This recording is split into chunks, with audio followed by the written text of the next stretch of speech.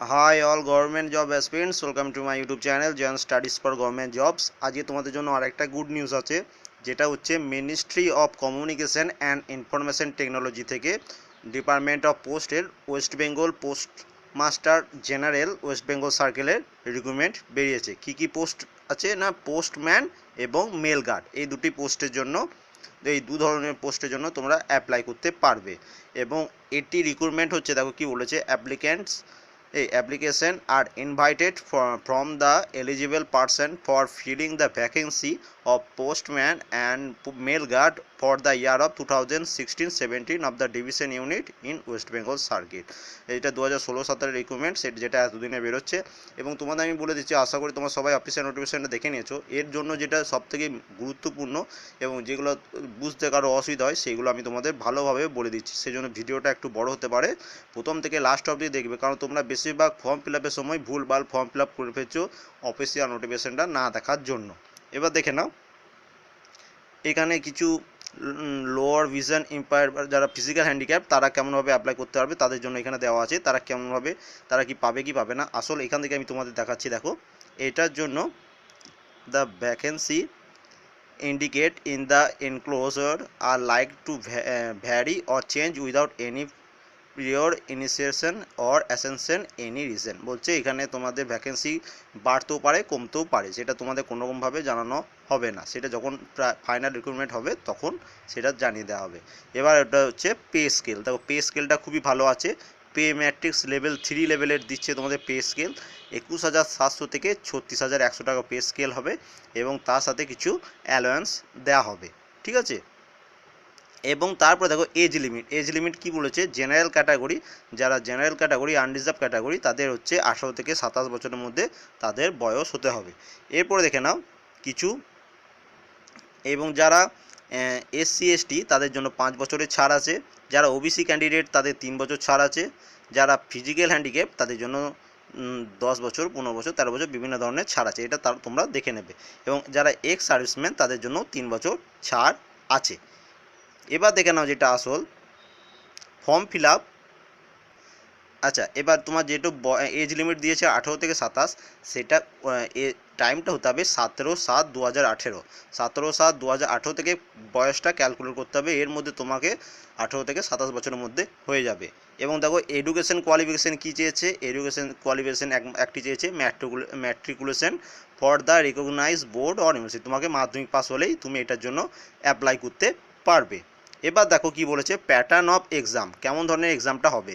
The candidate shall be subjected to an aptitude test of the level of 10th class or matriculation covering the following subject. বলছে এই যে এক্সামটা হবে সেটা তোমার পুরো ক্লাস 10-এর প্যাটার্নের ওপর ডিপেন্ড করে হবে, এবং একটি এক্সাম হবে অ্যাপটিটিউড টেস্ট, ঠিক আছে। এবং টোটাল মার্কস হবে 100 নম্বর। এবার যেটা আসল কথা, এইখানে হচ্ছে আসলে এইটা ভালো করে বুঝে নেবে। টোটাল 100 নম্বরে এক্সাম হবে, 25 নম্বর থাকবে জেনারেল নলেজ, 25 নম্বর থাকবে ম্যাথামেটিক্স, 25 নম্বর থাকবে ইংলিশ এবং 25 নম্বর থাকবে রিজিওনাল ল্যাঙ্গুয়েজ। এবার রিজিওনাল ল্যাঙ্গুয়েজ, এবার যারা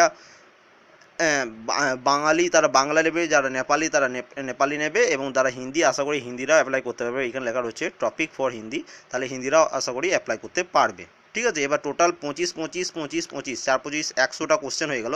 এবার যেটা সিলেবাস, জেনারেল নলেজ কোথায় কোথা থেকে আসবে, ইন্ডিয়ান হিস্ট্রি, ফ্রিডম স্ট্রাগল মানে ইন্ডিয়ান ন্যাশনাল মুভমেন্ট যে চ্যাপ্টারটা, যেটা culture and sports, general polity সংবিধান থেকে আসছে, কনস্টিটিউশন, এবং ইকোনমিক্স থেকে আসছে, জেনারেল সায়েন্স থেকে আসছে, কারেন্ট অ্যাফেয়ার্স থেকে আসছে, রিজনিং থেকে আসছে, এবং analytic ability of class 10 standard. এখানে তাহলে বোঝা যাচ্ছে যে আমরা যেগুলো দুই দিন ধরে আমাদের পড়ে চলছি, প্রত্যেক দিন আমরা যে জিকে আপলোড করে থাকি, জিকে জেনারেল সায়েন্স, সেখান থেকেই তোমার কোশ্চেন আসবে, এক্সট্রা তোমাকে কিছু পড়তে হবে না। এবং আমি এটার জন্য ক্লাস স্টার্ট করে দেবো। এবং ম্যাথে কী কী আসছে, ম্যাথে যা যে কোনো এক্সামে ম্যাথে যেমন সিলেবাস থাকে same syllabus, number system, computer of whole number, computation, তারপর ডেসিমেল নাম্বার, ফ্র্যাকশন নাম্বার, ঠিক আছে। বাকি তোমরা সব এখান থেকে চেক করে নেবে, এটা ভিডিওটি ডেসক্রিপশনে এটা লিঙ্কও দিয়ে দেবো, ঠিক আছে। এবার দেখো ইংলিশে কি বলেছে, article, preposition, conjunction, tense, class 10 লেভেলে যতগুলো আছে সবই এখানে থাকবে। এবং বাংলা, আমরা আশা করি সবাই বাঙালিরাই বেশি পরিমাণ অ্যাপ্লাই করবো এটার জন্য। তার জন্য কী থাকবে, বাংলা ক্লাসটা স্টার্ট করতে হবে এখান থেকে, শব্দপদ, ক্রিয়াপদ সব রকম থাকবে, ঠিক আছে। এখানে আমি আর বলছি না, তোমরা এটা পড়ে নেবে, পুরোটা বাংলার থাকবে। এবার আসল কথা কি বলেছে এখানে দেখো, যে এক্সামিনেশন কন্ডাক্ট করা হবে 120 মিনিটের, একশো নম্বরের পরীক্ষা, 120 মিনিট টাইম, মানে 2 ঘন্টা টাইম পাবে, ঠিক আছে। টোটাল 4 ধরনের কোশ্চেন রয়েছে। 4 ধরনের কোশ্চেন বলতে math, reasoning, GK, sorry math, GK, English এবং বেঙ্গলি, 4 25 100 হয়ে গেল। এবার দেখো এখানে কি বলেছে, এখানে তোমাদের জন্য একটা রেখে দিয়েছে, যেটা হচ্ছে শর্ত রেখে দিয়েছে যে তোমাকে প্রত্যেকটা সাবজেক্টে পাস করতে হবে, মানে ম্যাথেও একটা 10% পাস করতে হবে, রিজনিং জিকেতেও 10 পেতে হবে, ইংলিশেও 10 পেতে হবে এবং বাংলাতেও 10 পেতে হবে। এবার এখানে এরা কিভাবে ভাগ করে দিয়েছে সেটা আমি তোমাদের বলে দিচ্ছি, দেখো এখানে দাও, এখানটা আমি বলে দিচ্ছি। এবার কি বলেছে, এবার এখানে আবার ভাগ করেছে, জেনারেলদের জন্য একটা আলাদা কাট অফ করেছে, ওবিসিদের জন্য একটা করেছে, এসসি এসটিদের জন্য একটা করেছে। জেনারেলদের জন্য কি করেছে বলেছে যে 10 মার্কস ইন ইচ পার্ট, বলেছে প্রত্যেকটা পার্টে তোমাকে 10 নম্বর করে পেতেই হবে, মানে জিকেতে 10 পেতেই হবে, জেনারেল ক্যান্ডিডেটের জন্য এটা শুদ্ধ, ঠিক আছে। ম্যাথে 10 পেতে হবে, রিজনিং বলছি, ইংলিশে 10 পেতে হবে এবং বেঙ্গলিতে 10 পেতেই হবে। আদারওয়াইজ তুমি যদি 10-এর জায়গায় 9 পেয়ে যাও, তুমি কিন্তু ডিসকোয়ালিফাই হয়ে যাবে, এবং টোটাল এগ্রিগেটে 40% পেতে হবে, মানে 100-র মধ্যে তোমাকে 40 পেতে হবে, এবং 40 কি প্রত্যেকটা সাবজেক্টে 10-10 করে মিনিমাম পেতেই হবে। আদারওয়াইজ তুমি হয়তো জিকেতে 25-এ 25 করে দিল, কিন্তু ইংলিশে হয়তো সে 8 কি 7 পেলো, সে কিন্তু ডিসকোয়ালিফাই হয়ে যাবে। এইখানটা ভালো করে বুঝে নেয়, তোমাকে 4টে জিনিসই কিন্তু ভালোভাবে পড়তে হবে। এবার দেখো ওবিসিদের সেটা কি করেছে, 1 মার্কস করে কমিয়ে দিয়েছে। ওবিসিদের পেতে হবে টোটাল 37% এগ্রিগেট, মানে 100-র মধ্যে 37 তাদের পেতে হবে, প্রত্যেকটা সাবজেক্টে 9 করে মিনিমাম চায়, ঠিক আছে। মিনিমাম করে বাংলা তো বাংলাতেও 9 পেতে হবে 25-এর মধ্যে, ইংলিশেও 25-এর মধ্যে 9, জিকেতেও তাই, ম্যাথেও তাই, ঠিক আছে। এবং সেম এসসি এসটিদের 8 মার্কস করে, এবং তাদের হচ্ছে 33% টোটাল এগ্রিগেট, মানে 100-র মধ্যে 33 পেতে হবে। তাহলে এখানে বুঝতে পারলে যে জেনারেলদের পেতে হবে 40, ওবিসিদের পেতে হবে 37 এবং এসটিদের পেতে হবে 33, ঠিক আছে। এবং প্রত্যেকটাতে 10, 9, 8 প্রত্যেকটা পার্টে। আশা করি সব বুঝতে পেরে গেছো এখানে। এবার দেখো কি বলেছে, এখানটা একটু পড়ে নাও। A common merit list for the respective postal division or unit shall be prepared for postman or mail guard post as the case may be. For the said purpose, the candidate shall indicate the name of only one division or unit in the online application. দেখো এইখানে যে তোমরা সব বিভিন্ন চ্যানেলে বা তোমরা সবাই জানো যে 239টা মিনিমাম 239টা টোটাল সিট আছে, কিন্তু তুমি যখন ফর্ম ফিল আপ করবে তখন তোমাকে সেখানে ফর্ম ফিল আপের সময় তোমাকে ডিভিশন ভাগ করে দেওয়া হবে। ডিভিশন কি সেটা আমি তোমাকে একটু দেখে দিচ্ছি, আর একটা অ্যাপ্লিকেশনে সেটা আমি তোমাকে দেখে দিচ্ছি, তাহলে তোমরা পুরোটা বুঝতে পারবে। এটা হচ্ছে ডিভিশন, এটা হচ্ছে ডিভিশন। এইখানেই সবথেকে বাজে ব্যাপার করে দিয়েছে, কি করেছে না সেটা দেখো। তুমি মনে করো কেউ কলকাতা, এবার দেখে নাও এখানে কি বলেছে দেখো, এইটা হচ্ছে পোস্ট ডিভিশন, এইগুলো হচ্ছে নেম অফ ডিভিশন, ঠিক আছে। এইগুলো সব হচ্ছে নেম অফ ডিভিশন, অনেকগুলো ডিভিশন করা আছে, পুরোটা আমি তোমাদের দেখিয়ে দিচ্ছি। টোটাল 15 টু টোটাল ডিভিশন করা আছে 29, ঠিক আছে। এবার কি করতে হবে, এবার ফর্ম ফিল আপের সময় তোমাকে কি করতে হবে, তুমি যে কোনো একটা ডিভিশন থেকেই ফর্ম ফিল আপ করতে পারবে। কেউ মনে করো নর্থ কলকাতা থেকে ফর্ম ফিল আপ করছে, সেট কিন্তু টোটাল মাত্র এই যে 15টা সিটের জন্য অ্যাপ্লাই করতে পারবে, এবং সে যদি জেনারেল ক্যান্ডিডেট হয় সে মাত্র 8টা সিটের জন্য অ্যাপ্লাই করতে পারবে, কিন্তু সে একমাত্র যদি এসটি ক্যান্ডিডেট হয় সে টোটাল 15টা, মানে সে জেনারেল প্লাস যত সম্ভব আদার কাস্ট এবং এসিদের জন্য অ্যাপ্লাই করতে পারবে। যত সম্ভব মোট কথা জেনারেলরা মাত্র 8টা সিটের জন্য। এবার মনে করো আলিপুরে বাড়ি, সে কিন্তু একমাত্র একটা সিটের জন্য অ্যাপ্লাই করতে পারবে। তোমরা কিন্তু কেউ ভেবে না যে তোমরা 239 সিটের জন্য অ্যাপ্লাই করতে পারবে। এইখানে করে দিয়েছে সব থেকে বাজে, মানে যার যেখানে বাড়ি বা যার যে ডিস্ট্রিক্টে বাড়ি সে সেই ডিস্ট্রিক্টে। যেমন এখানে দেখো বীরভূমের টোটাল 7টা, তার মধ্যে 4টা জেনারেল পাবে, 2টো এসসি এবং 1টি এসটিদের জন্য ভাগ করে দেওয়া আছে। এরকমভাবে প্রত্যেকটা ডিস্ট্রিক্টে ওয়াইজ ভাগ করে দেওয়া আছে, ডিভিশন ওয়াইজ। বুঝে গেলে আশা করি কেমনভাবে অ্যাপ্লাই করতে হবে। এবার তুমি তাহলে এখানে দেখে নেবে যে তুমি যেখান থেকে অ্যাপ্লাই করছো, যে ডিস্ট্রিক্টে, সেটাতে টোটাল কতগুলো পোস্ট আছে, ঠিক আছে, এবং আদৌ পোস্ট আছে কি না, তারপরে অ্যাপ্লাইটা করবে।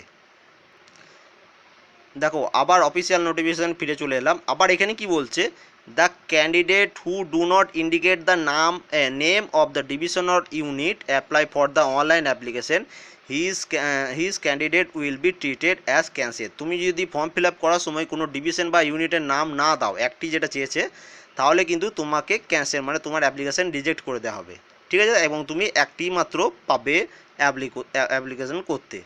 এবং আরেকটা যেটা বলেছে, এবার কি বলছে এখানটার একটু দেখে নাও, thereafter the candidate will be allotted to the division or unit as per their indication to the online application based on their position of the merit list. তোমার মেরিট লিস্টের ওপর তোমাকে তখন ওরা সিলেক্ট করবে যে তোমাকে কোন ডিভিশনে দেওয়া হবে, কিন্তু তুমি অ্যাপ্লাই করার সময় কিন্তু একটি ডিভিশনে অ্যাপ্লাই করতে পারবে।